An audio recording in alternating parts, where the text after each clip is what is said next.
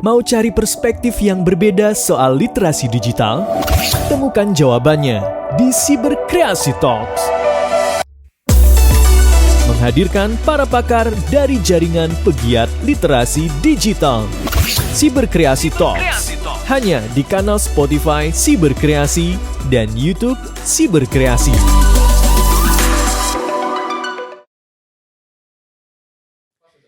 Assalamualaikum warahmatullahi wabarakatuh. Halo semuanya, ketemu lagi barengan sama Dias Danar di podcast Cyberkreasi Talk. Kita akan membahas berbagai hal seputar literasi digital di Indonesia dengan para pakar di bidangnya. Dan podcast ini bisa disimak di kanal YouTube Cyberkreasi dan juga di kanal Spotify Cyberkreasi. Ini udah kesekian-kalinya kita ngobrol di Cyberkreasi Talk podcast ini. Banyak banget mendapatkan sharing-sharing ilmu dari para pakar ya. Nah, kali ini kita akan ngobrol bersama dengan Pak Rendra Widiatama, SIP, MSI PhD, dosen ilmu komunikasi Universitas Ahmad Dahlan Yogyakarta, mengenai hipnososial di balik pesan digital. Pak Rendra, apa kabar? Assalamualaikum. Waalaikumsalam warahmatullahi wabarakatuh. Gimana Kabar Jogja, baik, Pak? Ya, cuaca kebetulan hari ini panas Panas ya, semua begitu ya. Biasanya kalau panas mungkin malam akan hujan atau setidaknya gerimis Wah, biasanya. Jogja malam hujan menambah sisi romantis Yogyakarta ya, Pak. Iya.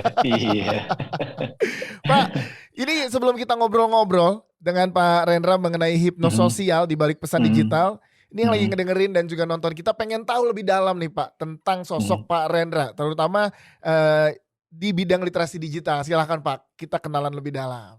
Ya, kenalkan nama saya Rendra Widiatama. Pemirsa atau penonton di channel ini dapat memanggil saya dengan Rendra begitu. Dalam beberapa waktu terakhir, ya saya melihat media sosial kita yang seperti ini, apalagi kemudian Microsoft INC menasbihkan kita, menempatkan kita sebagai masyarakat yang tidak beradab gitu, sehingga itu saya sangat prihatin. Ya. Dan akhirnya saya kemudian terpanggil untuk ikut berkecimpung dalam bidang literasi digital.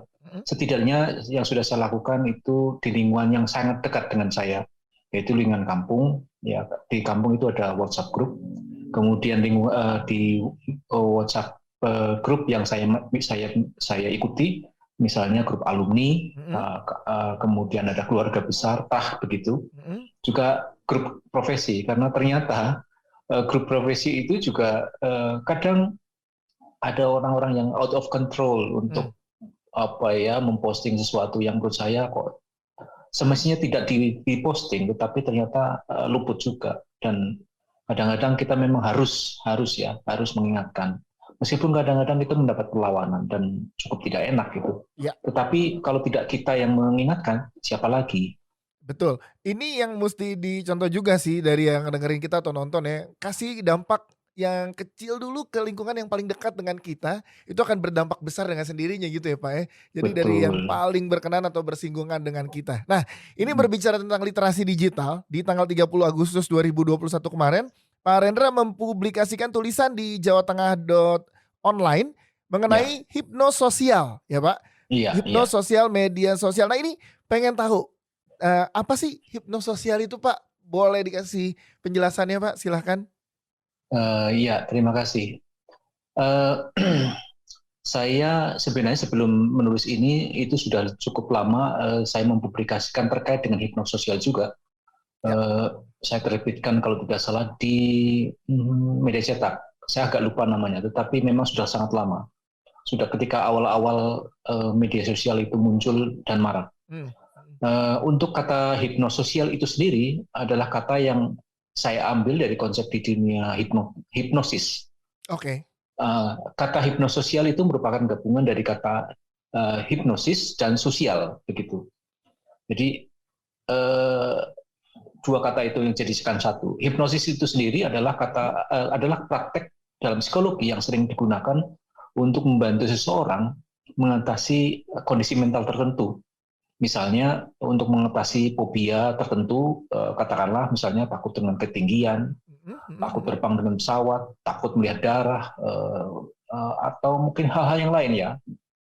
Dan itu sangat mengganggu gitu. Oke. Kadang juga untuk mengatasi rasa rendah diri, atau juga misalnya untuk keperluan kesehatan, misalnya untuk berhenti merokok.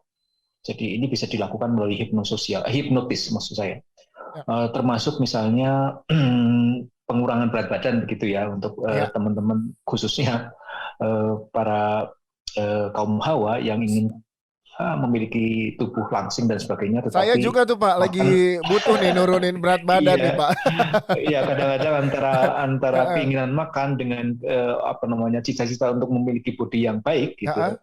itu tidak sambung. Akhirnya Ah, ada banyak jalan-jalan yang bisa ditempuh. Nah, salah satunya dengan hipnosis. yes. Itu yang saya tahu begitu. Berkaitan dengan sosialnya berarti Pak memang ini lagi kerap terjadi terutama di digital ya Pak, apalagi di media digital. Nah, boleh kasih tahu ke kita Pak seperti apa bentuk-bentuknya dari hipnososial di media digital yang saat ini sedang terjadi Pak? Ya, hipnosis ini di media digital itu sebenarnya bisa beragam bentuknya. Mhm. Variasinya banyak sekali. Iya. Ya, sebanyak pesan yang kita terpa itu sendiri, yang kita baca, yang kita terima. Nah, tapi berdasarkan sifatnya, kita dapat membaginya dalam dua bentuk besar, yaitu positif dan negatif tentu saja. Pesan positif itu tentu pesan yang menguntungkan bagi kita. Oke. Sementara pesan negatif itu tentu saja pesan yang sebaliknya, yaitu merugikan diri kita. Ya. Nah, pesan positif itu misalnya pesan yang mensugesti kita bahwa kita adalah kuat misalnya. Mhm. Kita itu pinter, kita itu cerdas, kita itu manusia yang bangsa Indonesia yang bangsa yang besar, Ya. bangsa yang mampu mengatasi krisis, bisa menyelesaikan masalah, tidak kalah dengan luar negeri dan sebagainya itu. Sementara pesan yang negatif itu sebaliknya, misalnya pesan yang bernuansa mengandung sugestif bahwa kita itu bangsa yang memang selalu kalah dengan asing. Asing selalu is the best. Ya. Sementara kita yang sudah kuno, udik, minder, yang keliru, yang pokoknya jelek deh. Asing selalu unggul, kita selalu terbelakang. Ya. Nah, misalnya juga yang lainnya adalah misalnya rakyat kecil itu selalu pasti kalah, selalu menderita. Sementara yang kaya pasti selalu bisa mendapatkan segalanya. Gitu. Padahal cita-cita itu bagi si miskin itu bisa dicanangkan dalam diri mereka dan itu bisa diraih. Tetapi karena hipnososial yang berlebihan dan bahkan itu mampu menjadi terinternalisasi di setiap pembacanya, itu akhirnya ya cita-cita yang besar itu akan gagal, akan kemudian musnah saja. Dia tidak mampu mendapatkan atau meraih cita-cita. Padahal kemampuannya ada, potensinya ada, gitu. Ya, Pak, kalau ngobrolin, ya silakan lanjut Pak. Nah, pesan-pesan yang semacam itu sangat banyak yang kita jumpai di media sosial, dan kita sering kali ini sayangnya menelan mentah-mentah, sehingga pesan-pesan yang tadi itu bernilai sugestif ya pada diri sendiri. Ya. Akhirnya kita menjadi lemah. Nah, sementara pesan-pesan yang positif itu bisa jadi kalah, karena biasanya itu hal-hal yang jelek itu lebih sering mengemuka dibanding yang positif. Ya biasalah, yang namanya di jurnalistik itu berita jelek itu adalah berita yang kata orang baik, padahal menurut saya ya enggak. Berita yang jelek ya jelek begitu. Karena berita yang jelek itu tidak mesti semestinya harus dikemukakan, atau setidaknya berita yang tidak baik itu perlu dibuat sedemikian rupa sehingga tidak mengandung kesan sugesti yang kemudian merusak diri kita. Yes, Pak. Tapi kalau ngobrolin tentang fakta yang ada di lapangan, mungkin dari yang sudah Bapak lakukan survei atau teliti gitu, Pak, kesadaran individu-individu khususnya masyarakat Indonesia terhadap hipnososial ini sejauh mana, Pak? Atau mereka jangan-jangan menuliskan hal yang bersifat sugesti seperti yang tadi Bapak bilang, udah termasuk dalam hipnososial, tapi mereka belum menyadari kalau itu adalah bentuk hipnososial di media digital gitu, Pak. Sejauh ini sejauh apa sih kesadaran masyarakat Indonesia akan hal ini, Pak? Ya, ini memang sangat disayangkan. Itu kembali berpulang pada literasi digital kita. Jadi kita itu seringkali dalam memposting sesuatu, men-share sesuatu, itu tidak menggunakan saringan yang berlapis. Jadi ketika kita merasa sesuatu, kita langsung komen. Yes. Apa yang kita rasakan, apa yang kita ada dalam pikiran kita, langsung kita tulis saja, kita posting begitu saja tanpa memperhatikan dan memikirkan dampaknya. Gitu. Yes. Kemudian kalau kita menerima sesuatu, itu juga langsung kalau kita pandang, oh kayaknya bagus nih, langsung kita share. Padahal belum tentu yang kita share itu bagus, berdampak untuk masyarakat banyak dalam perspektif yang positif. Ya. Nah, ini yang perlu disayangkan. Jadi kesadaran dan kemampuan kita untuk bermain di media sosial itu masih rendah. Masih sangat rendah gitu ya Pak ya. Jadi sebenarnya langkah-langkahnya gimana sih Pak? Pengen tahu deh. Saat orang sudah mulai sadar kalau kata-kata atau ungkapan-ungkapan yang dilakukan dia di sosial media itu bisa berpengaruh untuk orang-orang yang melihatnya atau membacanya gitu Pak. Nah, apa langkah awal kita untuk tidak menyebabkan ke arah yang negatif gitu Pak? Sebagai kan setiap kita mungkin yang lagi nonton atau ngedengerin kita sekarang punya sosial media. Dengan gampangnya bisa aja memposting apapun yang mereka inginkan, menulis apapun yang mereka inginkan. Nah, apa langkah awal kita untuk tidak membuat orang menjadi tersugesti ke arah yang negatif gitu Pak? Ya, menurut saya kuncinya adalah kesadaran. Kuncinya ini. Terlepas dari level tingkat pendidikan, kalau kesadarannya tidak ada, maka pesan-pesan yang tidak bagus itu tetap akan merambah kemana-mana. Ya. Jadi kesadaran menjadi kata kunci di semua aspek ya. Jadi, kalau kita menerima atau bermain di media sosial, kalau kita menerima pesan, maka kita harus pastikan dalam kondisi sadar begitu. Jadi tidak semata-mata secara refleks membaca sekilas kemudian kita komen. Itu tidak, tetapi membaca dengan intensi yang cukup dan kita pikirkan renungan baru kita putuskan ini perlu komen apa tidak, perlu kita respon apa tidak. Nah, itu kesadaran itu yang sepertinya masih perlu ditingkatkan di kalangan semua orang ya. Ya. Jadi kalau secara terus menerus jadi kalau kita mendapatkan pesan ataupun melihat postingan di sosial media apa segala macam, yang diutamakan adalah pertama kesadaran kitanya. Jadi saat kita sadar, kita tahu harus bertindak seperti apa, gitu ya Pak. Tapi kadang banyak juga yang terjadi di sini adalah main sharing aja, main broadcast ikut forward aja gitu Pak. Nah, iya ini apa sih Pak sebenarnya yang mendasari mereka untuk kayak gitu Pak? Apakah termasuk di hipnososial juga karena pengen ikut-ikutan, oh yang temen gue nge-share nih, gue juga pengen nge-share Nah apa tuh, kok bisa orang segampang itu Pak menurut Bapak, kenapa? Iya itu sepertinya memang kesadaran dirinya yang kurang ya. Jadi, kembali ke situ kesadaran diri. Dengan berbagai macam motif di sana, ada yang ingin motif untuk melampiaskan emosi. Karena di dalam salah satu teori komunikasi itu ingin menggunakan media untuk mencurahkan melampiaskan sesuatu yang di dalam dia rasakan di dalam diri dia itu. Nah, itu yang semestinya harus dikontrol ya. Jadi kontrol diri dalam hal ini berbasis kesadaran itu yang rendah. Dengan berbagai macam ini ya, tadi yang saya sebut berbagai macam motif. Mungkin karena untuk pelampiasan, mungkin emosi karena kemarin misalnya ada masalah-masalah yang dia hadapi.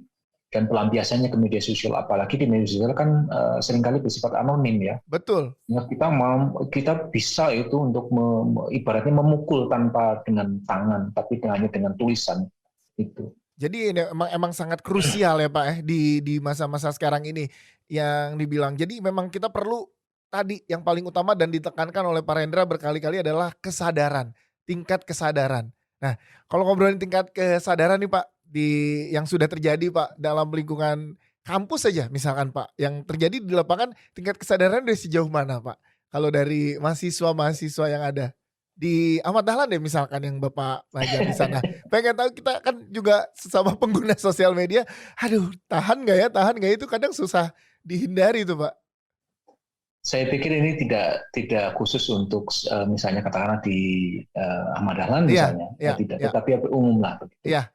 Secara umum kita simpulkan bahwa memang kurang ya, semuanya kurang. Mm-mm, mm-mm. Ya, kita mendasarkan diri pada riset yang sudah terjadi, yang sudah dilakukan. Microsapiensi misalnya, gitu. Itu saja. Kalau misalnya satu persatu atau satu kelompok per kelompok itu mungkin bisa berbeda. Ya. Tapi secara umum ya sama lah. Average itu kurang, masih kurang. Oke. Kominfo saya pikir juga sudah mengeluarkan riset kan, dan literasi digital masih di bawah rata-rata. Nah, ini menarik banget obrolan kita tentang hipnososial ini. Jadi buat yang lagi ngedengerin dan lagi nonton kita, setelah ini kita pengen bahas pengaruhnya lebih jauh lagi hipnososial di ranah digital. Jadi jangan kemana-mana ya, tetap di podcast Siberkreasi Talk barengan sama Dias Danar dan juga Pak Rendra Widyatama. Siberkreasi Talks.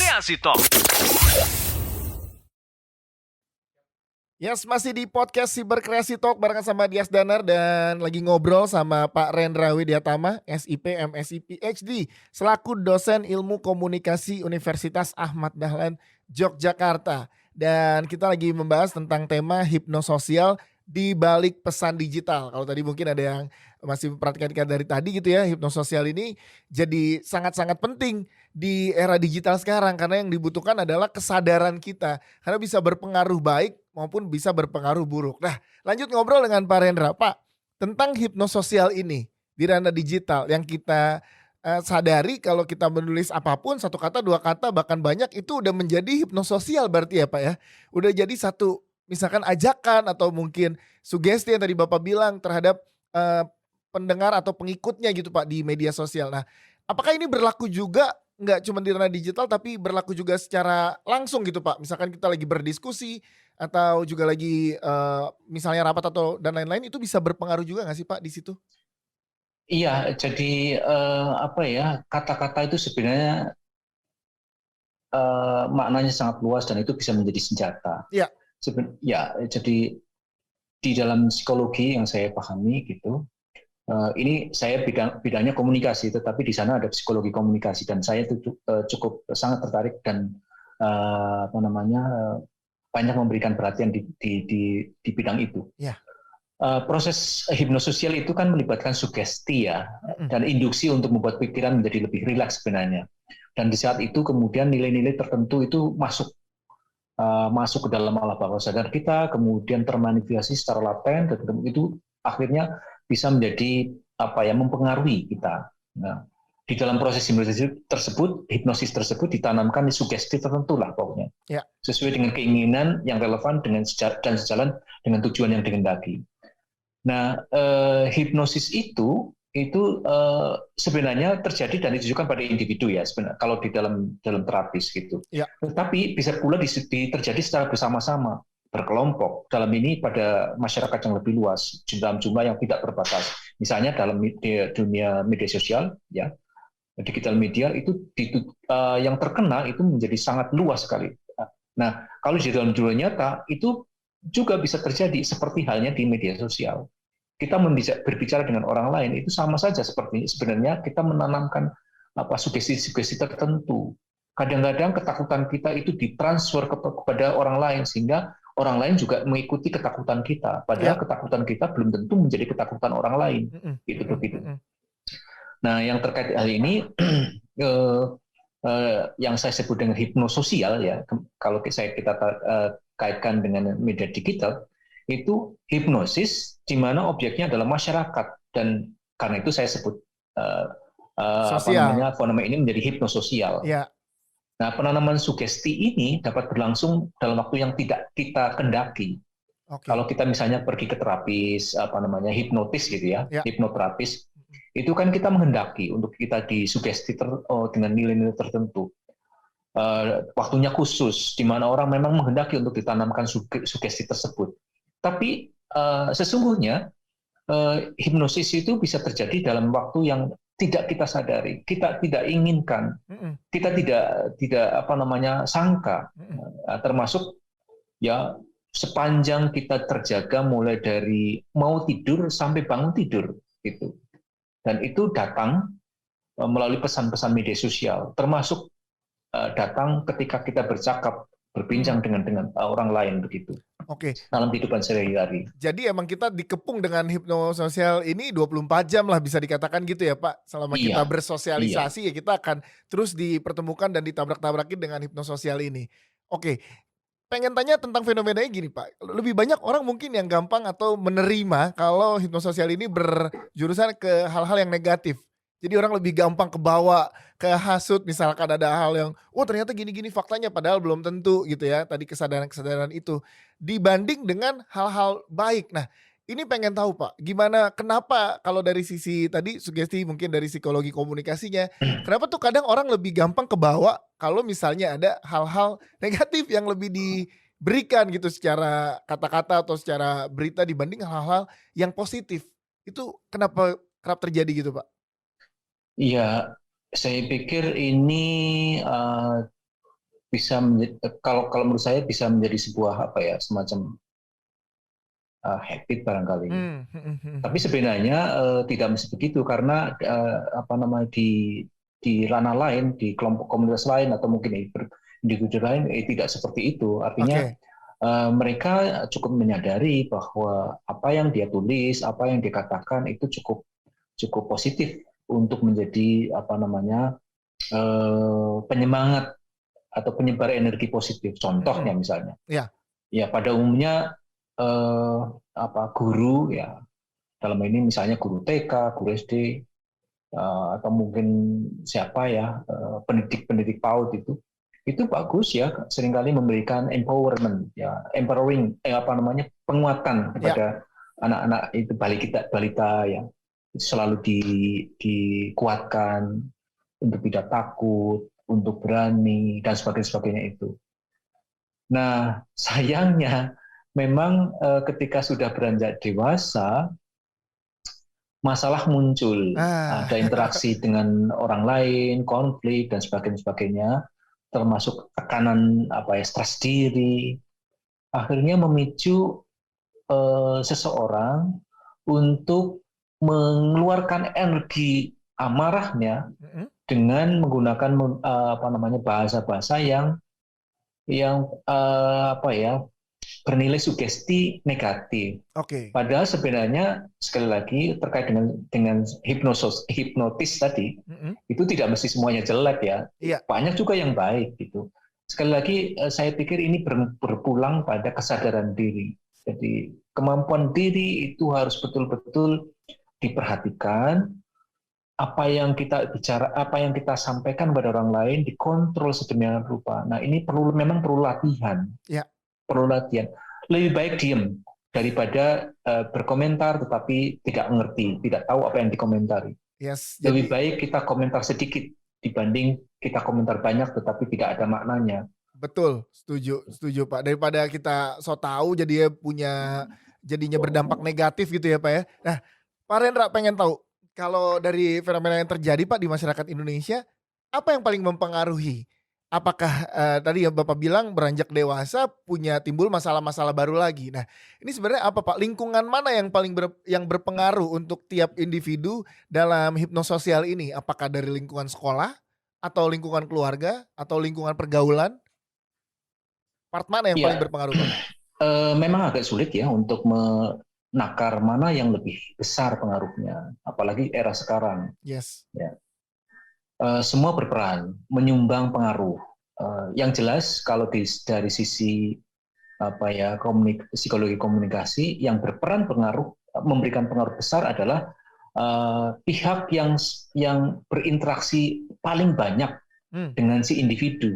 Kalau misalnya berinteraksi lebih banyak dilakukan oleh teman sebaya, maka teman sebayalah itu yang memiliki pengaruh besar.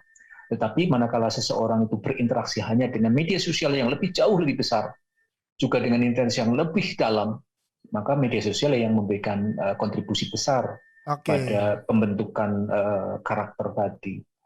Nah, nilai-nilai yang dibawa dari rumah sudah hilang, bisa kalah begitu. Jadi untuk menakar mana yang paling besar pengaruhnya itu tergantung pada pihak mana yang paling banyak memberikan pengaruh ke individu itu ya, digeluti oleh seseorang tadi.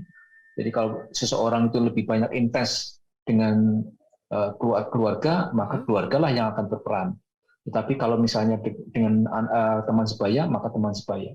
Oke. Dan ini memang berbeda-beda untuk setiap orang, saya pikir gitu. Ya, jadi beda orang, beda penanganan untuk hipnososial ini ya Pak. Jadi mungkin yang paling berpengaruh atau dia lebih sering dalam kesehariannya ada di mana? Kalau emang ada di rumah ya berarti lingkungan keluarga dan lingkungan rumah Iya, yang iya, paling bisa mempengaruhi dia untuk apa yang diungkapkan di sosial media gitu, di ranah digital ya Pak ya. Nah, iya, tinggal iya. tergantung. Nah, kita kan kalau saya gitu ya Pak, saya terus teman-teman yang nonton di sini yang dengerin dan juga teman-teman kru yang ada di sini, kita kan ibaratnya penerima pesan terakhir dari rangkaian-rangkaian dari mungkin pembuat berita atau pembuat apa segala macam, kita menerima tuh Pak terakhir.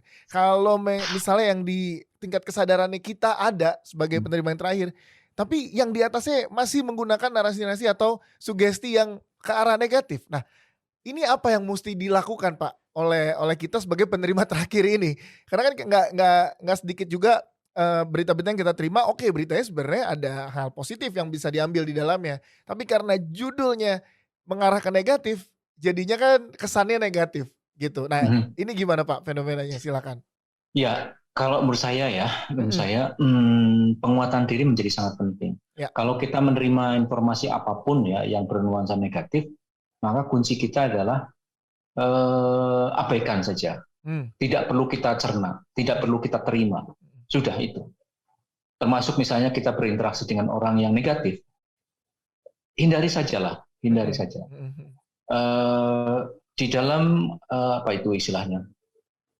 Algoritma media sosial, itu manakala kita klik dengan berita tertentu, maka dalam sistem sistem digital tadi itu media sosial akan memberikan kita berbagai macam informasi yang senada dengan yang pernah kita akses di awal. Kalau kita mengakses yang negatif misalnya beberapa kali, maka kemudian akan terus-menerus media sosial itu memberikan ke kita, mengirimkan ke kita ke informasi yang kira-kira tidak 11-12 ya seperti itu. Akibatnya itu pengaruhnya luar biasa. Oleh karena itu, selain tadi kita bersikap untuk lebih alert ya, kudu waspada, men-skip informasi-informasi yang negatif, maka dalam penggunaan media sosial, saya menyarankan kita mengacak ya, kita istilahnya, tanda kutip mengakali media sosial. Algoritma media sosial itu harus kita siasati supaya tidak terbentuk pola. Oke, betul. Kita harus istilahnya variasi dalam mengklik atau dalam membuka situs macam berita dan sebagainya. Jadi tidak pada itu dan itu terus. Jadi berimbang. Kita lihat media yang oke, ada yang kurang mungkin nggak bagus, tapi kita harus imbangi dengan yang lain. Ada sumber yang lain.